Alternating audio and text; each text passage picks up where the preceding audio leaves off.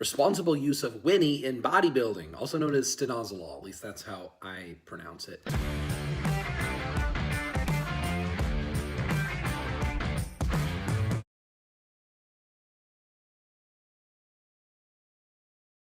I'm doing this video right now because I have a friend who just began a Winstrol cycle for a photo shoot, and the same things we want from a bodybuilding competition, which is to look as big and shredded as possible, is what he's looking for his photo shoot. So I outlined the information that would answer all of his questions about Winstrol that I thought you also might find helpful learning from some of my experiences. So I'm going to go over some of the overview right now that I base my recommendation to him on, and then I'll go over what dosages and protocol that I think would actually work best for his photo shoot.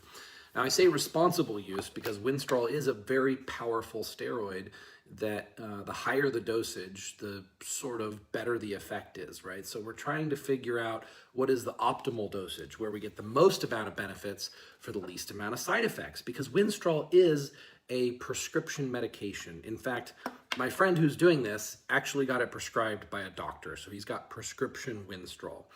And I'll go over what his doctor prescribed for him as well, along with how he could use it for other purposes, like how it would be used for bodybuilding or a photo shoot versus the prescription purpose, so you can compare the two.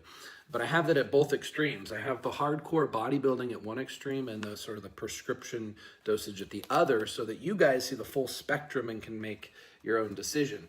So Winstrol is for cutting. It's not for putting on muscle, of course. It gives us that hard, dry, shredded look, and it keeps strength up during periods of dieting, great for bodybuilding.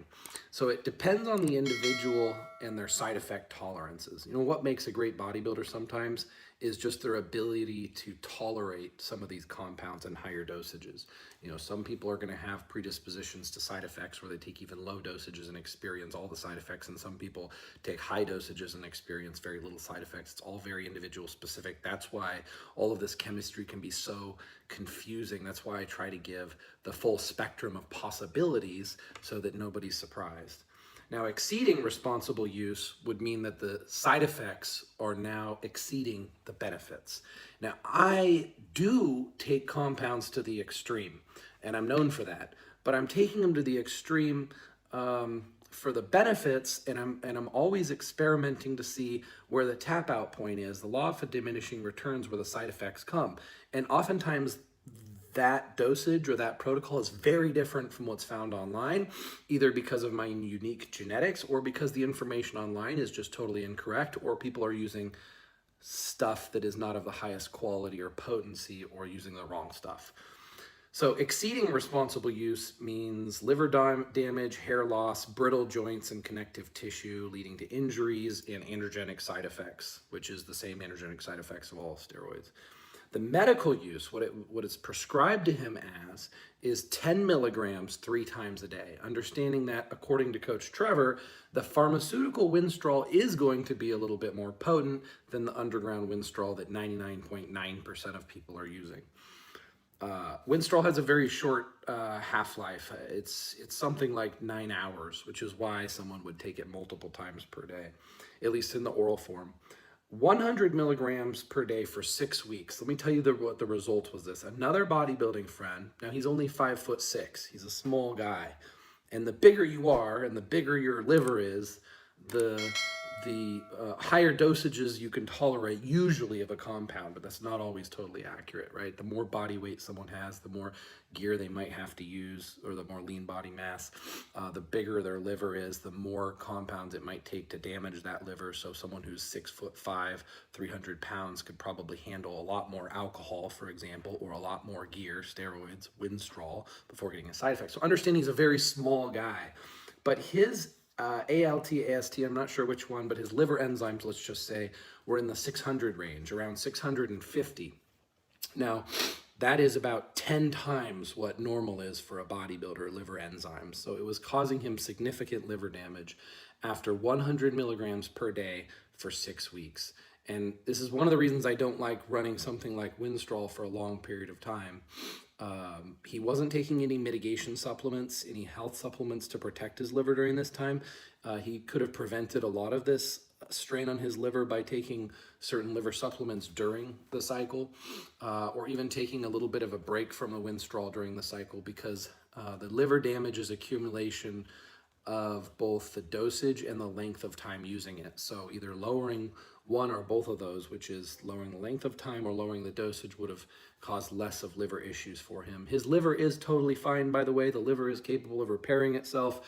The liver hitting 650 on the AST or ALT is really not a big deal in the grand scheme of things, but the other problem, besides just the negative health implications of potential liver damage, is that it does impact performance. It does impact fat loss. And one of the things I'm very careful to do in going into a bodybuilding competition is not strain my liver too much, because then fat loss, training, and everything else becomes more difficult. So it's a trade-off. The higher the Winstrol dosage goes, the more risk of liver problems and the side effects, not just the health side effects, but the actual side effect of being counterproductive, making us less anabolic and making it harder to burn fat, becomes an actual side effect of the liver damage of the Winstrol. So that's leading into why I'm going to tell you why I would do it a little differently. Let's talk about injectable versus oral, because they act like two different compounds.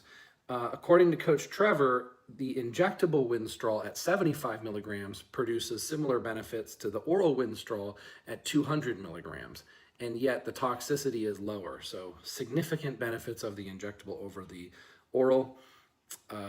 And the injectable, sometimes he has clients do even every other day instead of every other day. I mean, every other day with the injection versus the Winstrol oral, he makes sure they take it every day, and he take it twice a day. So 4 times the frequency with the oral as the injectable. Internet says a beginner dosage of Winstrol is 25 milligrams per day, and experienced is 50 to 100 milligrams per day. I'm going to tell you what the real world dosage of Winstrol is in a second. Oh, did I write it here? Oh, I didn't. Okay, let me tell you. I know bodybuilders, professional level on top high-end stage competitions, they run between 100, they might start at 100 and they will go up to 200 milligrams of Winstrol per day. Just to let you know the upper end, I haven't heard of anybody exceeding 200 milligrams that I can remember, but just to let you know some of the dosages that actually do exist out there. My opinion is hardcore bodybuilding, injectable Winstrol is pretty unbeatable. I mean, you could argue halotestin can beat Winstrol for its purpose of drying out the muscle and looking grainy and vascular. Oftentimes people combine both, but I think that halotestin is even more liver toxic, and I've heard even more horror stories from halotestin side effects than Winstrol. So, you know, when we're trying to pick the most optimal compound so that we're having the most benefits for least amount of side effects, it gets quite dangerous when we switch over to halotestin. Not that there isn't applications for it, not that there isn't individuals that don't have predispositions to side effects of these things and are able to run higher compounds, but for most of us, we get a lot more out of Winstrol than we do out of halotestin, benefits versus risks.